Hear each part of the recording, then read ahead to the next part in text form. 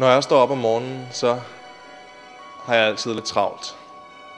Jeg plejer efter mit vækkeur har ringet at snuse op til 3 gange, og det resulterer i, at jeg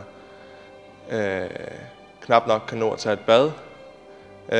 Jeg hiver mit tøj på 2 sekunder. Derefter så iler jeg ned til min gamle herrecykel, der venter på mig uden for døren, og cykler 15 kilometer ud på Amager, hvor jeg går i skole. Når jeg kommer derud, så skynder jeg mig hen til kantinen og bestiller en kop kaffe. Og jeg skal have en kop kaffe. Så er dagen i gang.